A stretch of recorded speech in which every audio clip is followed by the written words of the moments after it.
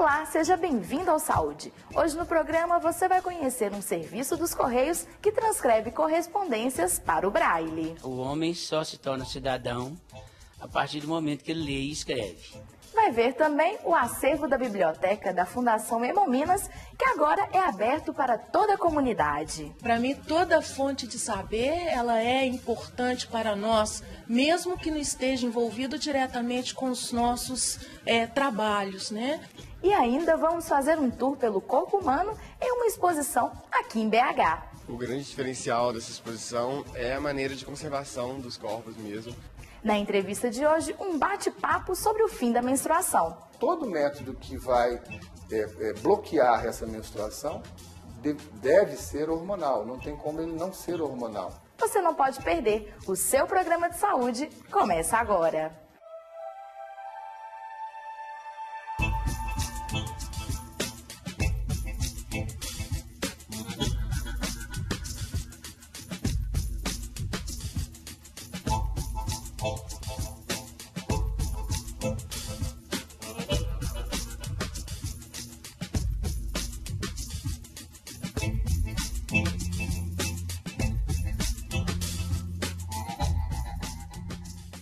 Dos pés à cabeça. A exposição Fantástico Corpo Humano desvenda um misterioso mundo tão nosso e ao mesmo tempo tão desconhecido e curioso, o corpo humano.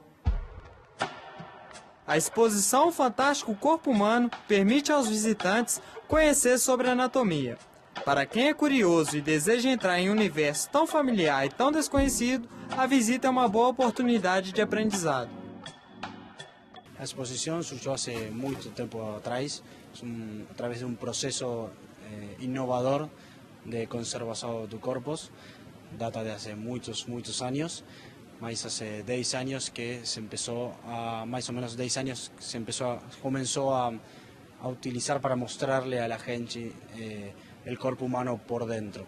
Es un proceso que permite que la gente conozca el cuerpo de una manera educativa e didáctica e sem impressionar-se. Trata-se de uma viagem tridimensional por dentro da pele, dos ossos, dos pés à cabeça. A exposição foi projetada numa grande estrutura com 10 galerias, ilustrando os sistemas de forma dinâmica. O grande diferencial dessa exposição é a maneira de conservação dos corpos mesmo, que é uma coisa que no Brasil chegou, a exposição, né? Chegou porque a técnica não é feita aqui, ela é feita na China. Mas essa maneira de conservação é uma coisa muito diferente do que qualquer estudante de anatomia está acostumado a ver. Porque no formol os corpos têm outra aparência, completamente diferente. E aqui você pode ver cada músculo, cada veia, cada detalhe em perfeição, assim, como se ainda fosse orgânico, mas não é. Estão expostos corpos reais como os utilizados em universidades e centros médicos. As obras são preservadas para fins educativos por um processo chamado de plastinação. O processo, como diz, é inovador e permite a la gente aprender e conhecer o corpo de uma maneira muito prática. Não é como os livros, mas aqui na exposição tem os corpos e toda a explicação de texto, de didáctica que acompanha a los corpos e a los órganos. Então, uma pessoa pode ler toda a informação, mas também pode ver realmente como é interiormente o corpo. A exposição ajuda a entender as doenças de uma maneira diferente. O conhecimento é adquirido mais pelo que é visto do que propriamente pelas observações e informações passadas pelos monitores. A mostra ilustra danos e lesões em órgãos, como os causados pelo tabagismo. O objetivo da exposição é educativo, informativo, é informar a la gente para que conheça melhor seu corpo e possa tomar melhores decisões com respeito à sua saúde. Por exemplo, aqui se mostram todos órganos sanos y órganos enfermos o con patologías y explica por qué causas pueden generar esas enfermedades. Hay un pulmón de un fumante y un pulmón de un no fumante y la gente puede hacer la comparación y darse cuenta del daño que causan muitas decisões que uno toma. Mais de 11 milhões de pessoas já visitaram a mostra que passou pela Argentina, Chile e México. A exposição é montada de forma que qualquer pessoa possa compreender o que está exposto. A feira ela é dividida em todos os sistemas, né? E cada sistema ela nos permite uma riqueza de detalhes, onde que a gente não tem essa disposição, talvez, né? Principalmente o pessoal da aula de biológicas e tudo, você está estudando esses detalhes mesmo. Então a feira ela nos proporciona a gente ver como é interessante o funcionamento do corpo humano, quando tudo depende, né? Uma coisa depende da outra.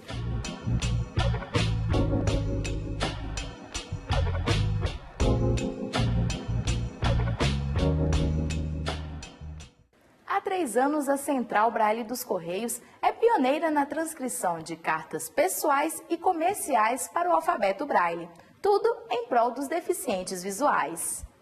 O Braille é uma combinação de 6 pontos em alto relevo. O alfabeto tem 63 símbolos diferentes, que formam palavras e até mesmo partituras musicais. Cada deficiente visual pode ler até 200 palavras por minuto através do método. Por volta de 1830, o maior benfeitor dos cegos anunciou ao mundo a descoberta de 6 estrelas.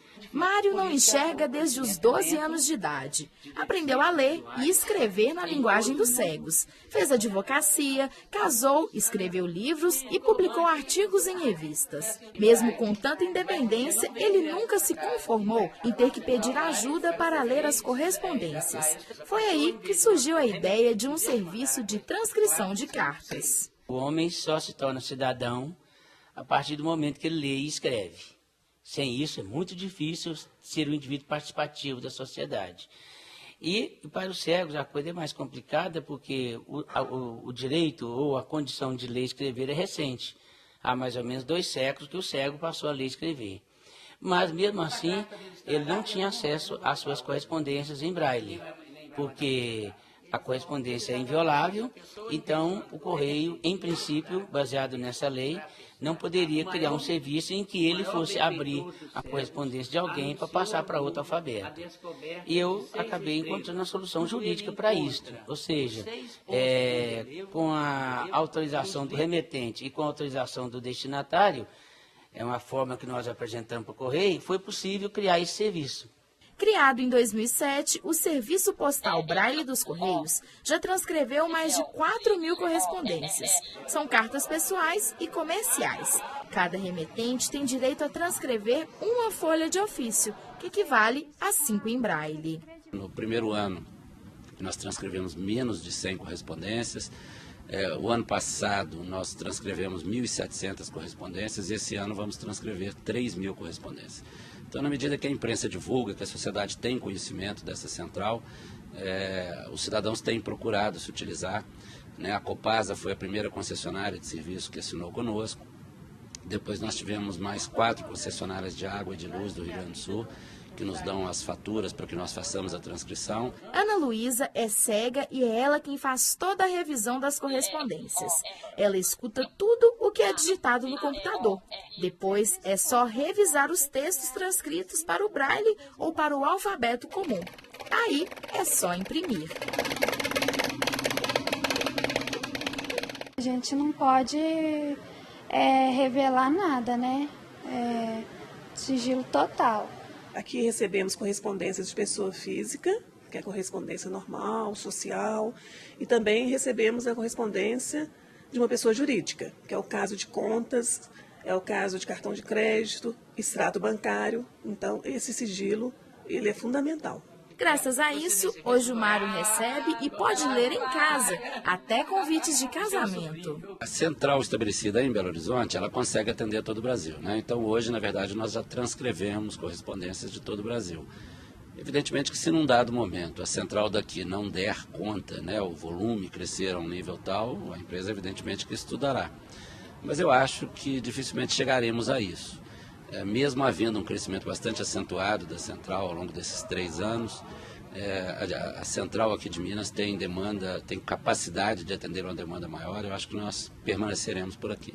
Vale a pena a gente ir na Caixa Correio e reler tudo eu mesmo. Quando eu tenho que mandar uma carta para algum parente ou até para uma autoridade, eu posso escrever em braille, sabendo que ela vai chegar em tinta para o destinatário que não conhece o alfabeto que eu usei para escrever. Segundo Mário, para os cegos se tornarem mais independentes, outras ações devem ser ampliadas na sociedade. A grande luta surda, silenciosa do cego é eliminar o rótulo de invalidez. O primeiro atendimento que o deficiente tem que receber é a da reabilitação, e isso ainda está no papel.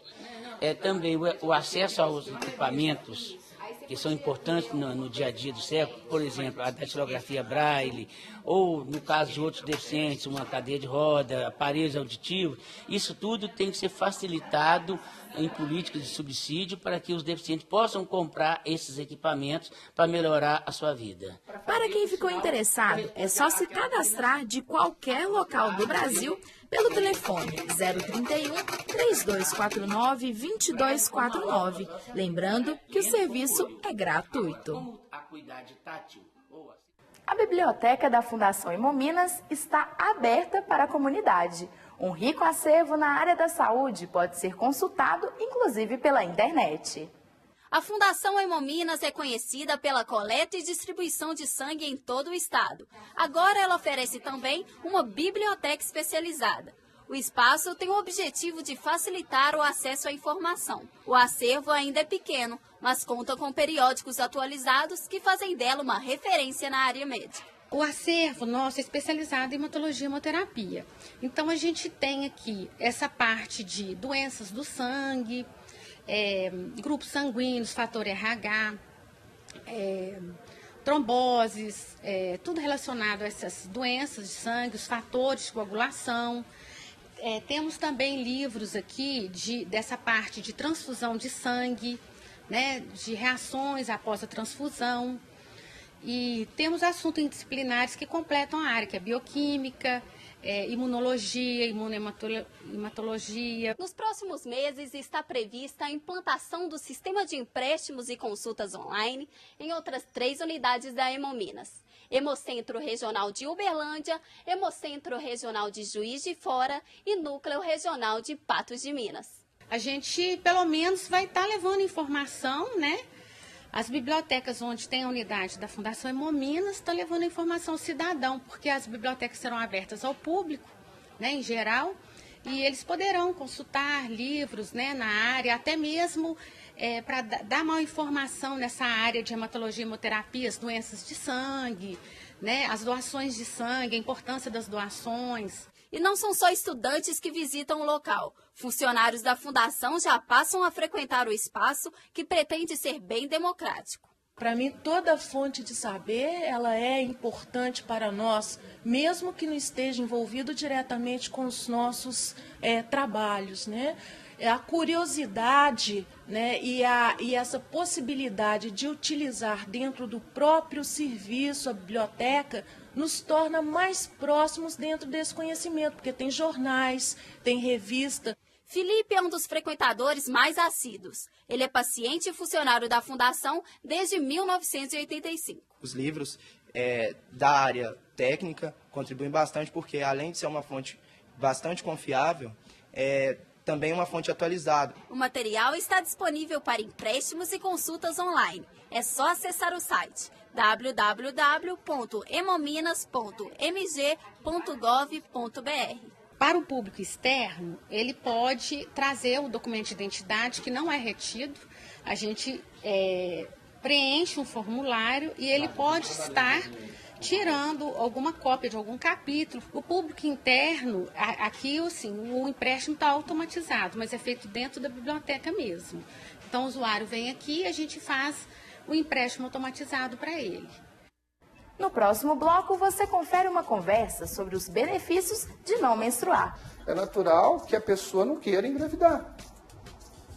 Não é? A natureza, a medicina permite hoje que a gente consiga fazer uma contracepção, que nessa nossa conversa deu para perceber que muitas vezes traz mais vantagens do que desvantagem. O programa vai para um rápido intervalo. Voltamos já.